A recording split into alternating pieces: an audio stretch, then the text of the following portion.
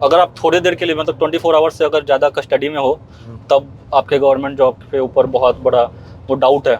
मतलब उस टाइम पे ना नॉलेज का बहुत ही अभाव था कि मेरे ऊपर केस है, अब इसके बाद मैं करूं क्या? मतलब बताना है, नहीं बताना है, कितना बताना है, क्या बताना है? वो कहते हैं ना कि दुश्मन बनाने के लिए कुछ करना नहीं होता, आप थोड़ा सा डेवलप हो अपने आप बन जाता है। आपका पढ़ाने का तरीका है ना, मतलब आपको बहुत लोग बोलते होंगे आपको, आपके लिए पहले बार कोई नहीं बता रहा, पर मेरे भी यही सब बातें हैं आपको बताने के लिए। आप जो ना आप इंटरेस्ट डाल देते हैं इस वीडियो में। मैं ना ऑफिस में भी बहुत बताती हूँ, पूछते हैं तुम्हें मैथ्स कहाँ से मैं आपका नाम लेते हो अपने सर, तो अरे बाप। एक बच्चे की 99 रैंक आती है और वो मुझसे मिलने आता है और कहता है कि सर मैं आपके साथ इंटरव्यू करना चाहता हूं, लेकिन मेरा वीडियो पब्लिक में जाएगा तो बहुत बड़ी गड़बड़ हो जाएगी। एक ऐसे बच्चे की कहानी जिसके ऊपर एक झूठा केस लगाया गया और उसने बहुत ही संघर्षों का सामना किया। पहले वो एक बार 2018 में सेलेक्ट हो जाता है और उसके बाद फिर वो दोबारा सीजीएल देता है। उसको यही डर लगा रहता है कि कब उसको जॉब से निकाल दिया जाएगा, क्योंकि वो प्रोबेशनर पीरियड ही उसका खत्म नहीं होता है, क्योंकि उसके ऊपर एक केस है। अब वो केस डिसमिस हो गया 8 सालों के बाद और अब वो बच्चा दोबारा से सेलेक्ट हुआ और इतनी अच्छी रैंक लेके आया इतनी दिनों तैयारी छोड़ने के बाद। तो एक ऐसे बच्चे से मैंने बात की है। ऐसे बहुत सारे बच्चों के हमारे पास भी मेल मैसेज आते हैं कि सर मेरे ऊपर केस लगा हुआ है, झूठा केस है, मैं क्या करूं, मेरी हिम्मत टूट रही है। तो ये बच्चा उन सब बच्चों के लिए मोटिवेशन है। आप सुनेंगे इसके संघर्ष की कहानी, इसकी बातों को सुन के आपको बहुत अच्छा लगेगा, आपको अंदर से हिम्मत आएगी कि आप भी कुछ कर सकते हैं। निशांत के जीवन में मेरा भी बहुत योगदान रहा है, मैंने भी काफी पढ़ा है निशांत को, और बहुत ही इंटेलिजेंट और बहुत सुलझा हुआ बच्चा है। मैं जितने भी बच्चों से मिलता हूं, अगर मैं कहूं तो एक इंटेलेक्चुअल वाली जो बात है वो निशांत के अंदर है। और अकेले निशांत ही नहीं, इनकी सिस्टर को भी हमने पढ़ा है और वो सोचिए अभी जीएसटी में सेलेक्ट होकर बेंगलोर में 1.5 महीने जॉब करने के बाद रेजिग्नेशन डाल के आ गई कि उसको वहां की हवा सूट नहीं कर रही। उसको अपने आप पे इतना भरोसा है कि वो इस बार भी सिलेक्शन ले लेगी। 156-57 नंबर उसके आ रहे हैं प्री में, और बीपीएससी की तैयारी कर रही है, बीपीएससी निकाल देगी। तो आप लोगों को भी ऐसे बच्चों से सीख लेने की जरूरत है कि ऐसा नहीं है कि किसी एक चीज के ना मिलने से जिंदगी खत्म हो जाती है। एक बड़ी परेशानी के बाद जिंदगी में सब कुछ अंधेरा अंधेरा सा लगता है। सबके जीवन में सुबह होती है, वक्त उस वक्त तक इंतजार करने के लिए कहता है जो हम नहीं कर पाते। अक्सर लोग उस पीछे से ही लौट जाते हैं और हिम्मत हार जाते हैं।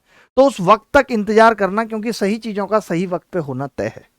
तो देखते हैं इनकी स्टोरी और आप भी समझिए, सुनिए इनकी बातें, आपको भी अच्छी लगेंगी, मोटिवेशन मिलेगा। Thank you. और एक बात और, हाँ, मैंने आप सबके लिए एक अभिनय मैथ्स प्रो यूट्यूब चैनल बनाया है, लिंक डिस्क्रिप्शन में दिया हुआ है, और मैं उस चैनल पे लाइव पढ़ा रहा हूं मैथ्स। आप देखेंगे तो आपको मजा आ जाएगा। पहली क्लास कल यानी 21 अक्टूबर से ये सुबह 9:30 बजे। तो मिलते हैं, तब तक आप चैनल सब्सक्राइब कर लीजिए, क्योंकि मैं आपसे उम्मीद करता हूं कि आपने जैसे मुझे पहले प्यार दिया आप इस बार भी देंगे, और मैं भी आपके लिए बहुत मेहनत करूंगा, जी जान लगाऊंगा आपको गणित सिखाने में और बाकी चीजें सिखाने में। और ये किताबें भी आपने बहुत पढ़ी हैं, नहीं? जैसा आपने बताया था पिछली बार जब आपसे मुलाकात हुई थी तब। इन्हीं सब चीज़ों में सर थोड़ी शांति मिलती थी, वरना इतना क्रोध उस समय आता था कि लगता था क्या कर जाऊं। लेकिन अभी ऐसे लगता होगा यार, कुछ कुछ अपनी बातों पे ही हंसी आती होगी सोच के, यार अच्छा हुआ ये वक्त गुजर गया। अब तो सर पीछे पलट के देखते हैं तो लगता है उस समय मतलब अच्छा हुआ धैर्य रख लिया, अच्छा हुआ कोई गलत कदम नहीं उठाया, हाँ, अच्छा हुआ पढ़ते रहे, नहीं तो यही उम्मीद छोड़ देते कि हमारा तो अब कुछ होगा, अब पढ़ना ही छोड़ देते हैं। एक वक्त के लिए तो छूट गया था जब मेरा नॉन वॉलेबल वारंट निकला था। हाँ। तो वो अगर आप थोड़ी देर के लिए मतलब 24 आवर्स से अगर ज़्यादा कस्टडी में हो तब आपके गवर्नमेंट जॉब के ऊपर बहुत बड़ा वो डाउट है। तो अच्छा। जब जैसे ही मैं जज के सामने गया तो मेरी उम्र भी बहुत कम थी, मेरे दाढ़ी वाड़ी भी नहीं थे। बोले कि इसको बरी करो, तो मुझे बेल मिल गई। ओहो। तो मुझे जेल नहीं जाना पड़ा। मेरे पापा और मेरे दोनों अंकल गए थे जेल, लेकिन मुझे नहीं जाना पड़ा। और मम्मी का बहुत बड़ा सपोर्ट है। मैं और मम्मी मिलके बाहर पापा वगैरह को बाहर निकाले, बेल उनको दिलवाई। फिर उसके बाद काफ़ी लंबा लगभग 7.5 से 8 साल लगा, तब जाके डिस्पोज ऑफ हुआ है। हर बच्चा जो एसएससी की तैयारी कर रहा है ना, उसको लगता है कि उसका जीवन संघर्षों से भरा है, और ये सच बात है कि हमारे माँ बापों का जीवन बहुत ज़्यादा संघर्षों से भरा था। जितने त्याग उन्होंने किए हैं, जितने त्याग वो आज भी कर रहे हैं, जो भी बच्चे तैयारी कर रहे हैं, मैं उनको कहना चाहता हूँ, तो ये आसान चीज़ नहीं है। बहुत बड़ा है उनका संघर्ष। हमें कहीं किसी और मोटिवेशन की जरूरत नहीं है, हमें कहीं रील्स और शॉर्ट देखने की जरूरत नहीं है। हम देखते हैं कि माँ जो है कहते हैं ना पिता को, तुम्हारी अभी शर्ट बहुत पुरानी हो गई बदल लो, तो भी कहते हैं नहीं अभी तो और 1 साल चलेगी। यहाँ से हमें मोटिवेशन लेने की जरूरत है। पर एक चीज़ है सर, मतलब उस टाइम पे ना नॉलेज का बहुत ही अभाव था कि मेरे ऊपर केस है, अब इसके बाद मैं करूं क्या, मतलब बताना है नहीं बताना है, कितना बताना है, क्या बताना है। हाँ, तो जब जिस भी जॉब में हूँ, एक हाई कोर्ट में गया था मैं, हाई कोर्ट में जज ने बोला कि तुम्हारा जो सब इंस्पेक्टर एक्साइज इंस्पेक्टर की जो जॉब है वो तुम्हें वापस मिल जाएगी। एक हियरिंग का खर्च उन्होंने 30,000 बताया था। अब उस समय तो मैं अफोर्ड कर नहीं सकता था 30,000, मैं तो बिल्कुल टेंशन में आ गया। आरपीएफ वाली जॉब अच्छा, थी। और मुझे 100 का नोटिस मिला, मैंने उसका जवाब दिया। जब बदले में उन्होंने मेरा कैंडिडेचर कैंसिल कर दिया। उन्होंने बोला सप्रेशन ऑफ ट्रूथ का मामला है, आपने सच्चाई छिपाई हमसे, तो आप एलिजिबल नहीं हो हमारी जॉब के लिए उन्होंने। और मेरे बैच के सारे बच्चे चले गए ट्रेनिंग पे। तो उस समय सर तो बिल्कुल डिप्रेशन में चला गया, पढ़ाई लिखाई छूट गई। मैं यूट्यूब पे जितने भी ये एडवोकेट वगैरह थे, इनको इनका ईमेल आईडी निकाल के इनको मेल करना, तो मैंने सबको मेल किया। मैं मतलब जो भी कुछ कर सकता था, किसी आईएएस का मेल मिल गया, किसी आईपीएस का मेल मिल गया, उसको मेल करना, लेकिन कहीं से कुछ जवाब नहीं आया। लेकिन हाँ, एक शख्स थे मेरे दूसरे गाँव के, एक करनौती के एक बुजुर्ग हैं, वो बहुत नेताजी सब बोलते हैं उनको। हाँ। तो उन्होंने मुझे उनके थ्रू में गया था एक हाई कोर्ट के एडवोकेट के पास, फी नहीं लगा था।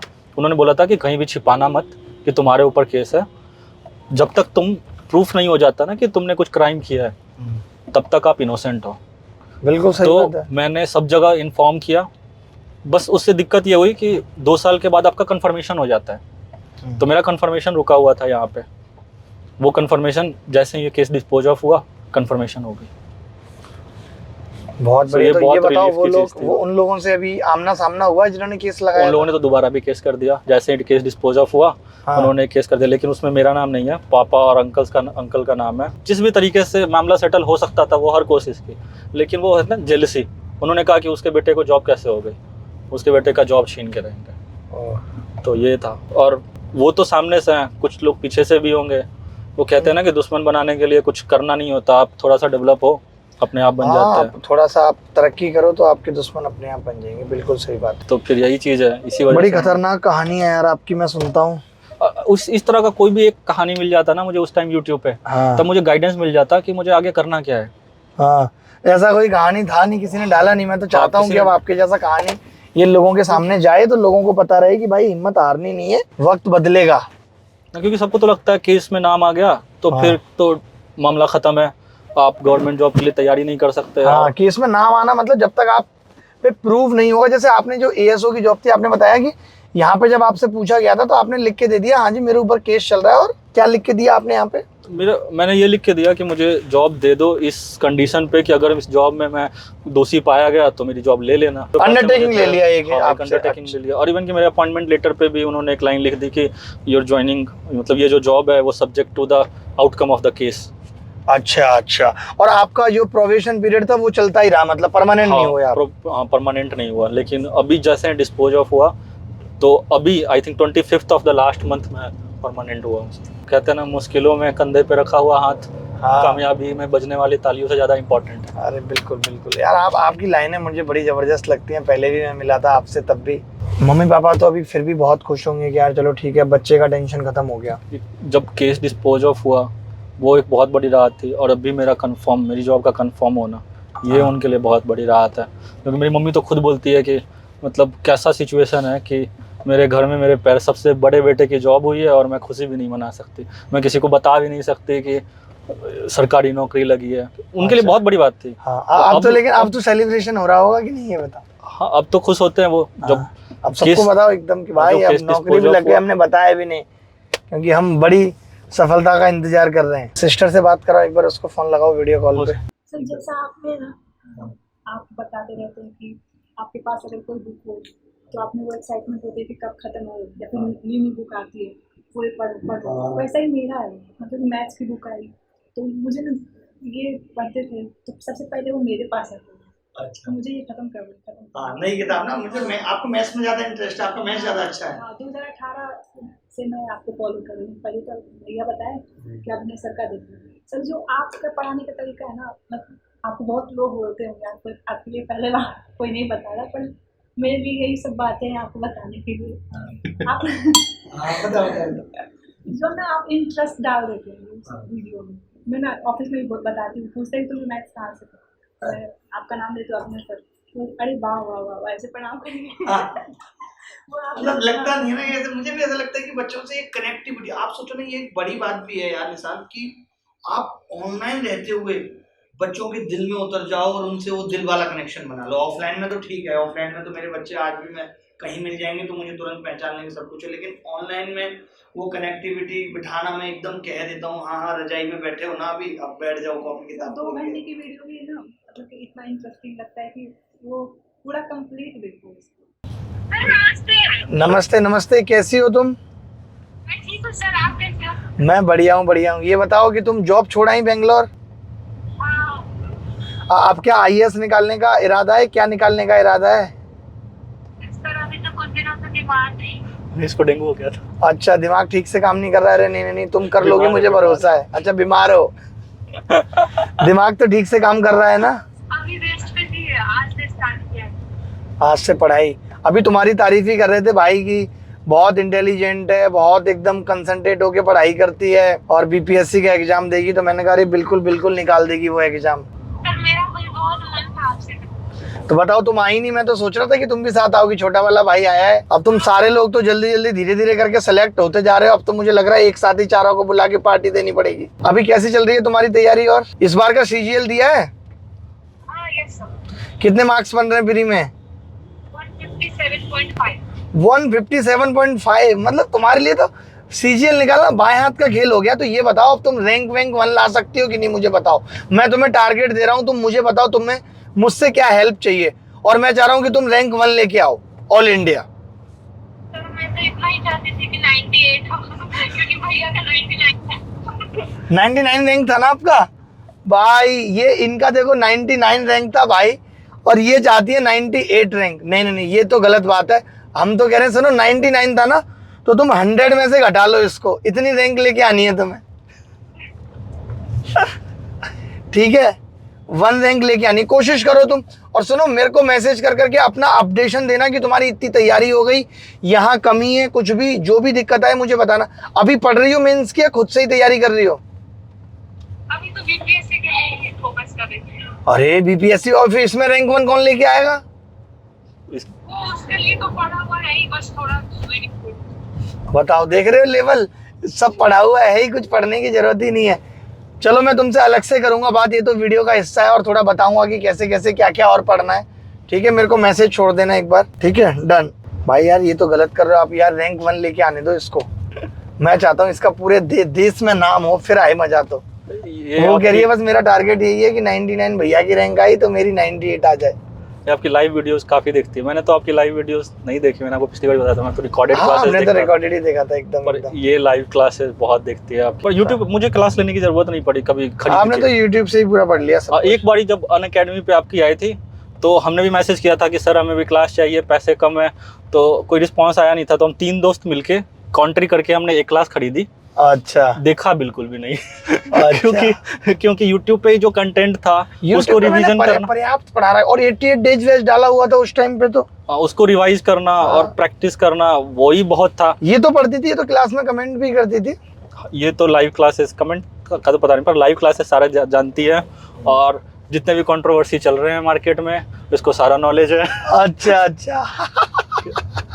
क्योंकि आपसे मिलना तो तभी पॉसिबल हो पाया जो हम नीतू मैम से मिले थे। हाँ, और नीतू मैम ने बहुत उस टाइम सपोर्ट किया। मैंने उनसे बोला मैम कि वो केस वगैरह का मेरा इशू है, तो उनका भी कुछ केस वगैरह का चल रहा था, तो उन्होंने अपने एडवोकेट से मेरी बात करवाई। अच्छा। फिर मैंने उनसे कहा कि सर ऐसी ऐसी बात है, तो वो एडवोकेट ने बोला कि नहीं नहीं, आपके केस में कुछ नहीं होना, आपके फेवर में होगा, 98% तो आपके ही फेवर में होगा। ओके फिर भी कोई ज़रूरत हो तो मुझे कॉल करना। उन्होंने अपने एडवोकेट का नंबर वगैरह मुझे दिया था।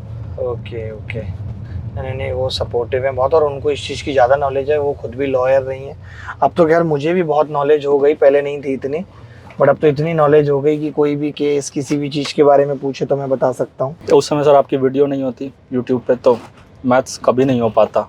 हाँ, और आप गांव में रहते थे, वहाँ पे कोई और सोर्सेस? वहाँ पे और सोर्सेज नहीं थे जिस और टाइम। उस टाइम पे ये ऑनलाइन एजुकेशन इतना था भी नहीं यूट्यूब के अलावा, यूट्यूब पे हम ही थे, ये नहीं था कि बहुत सारी ऐप पे कोर्स मिल रहा है या कुछ हो रहा है।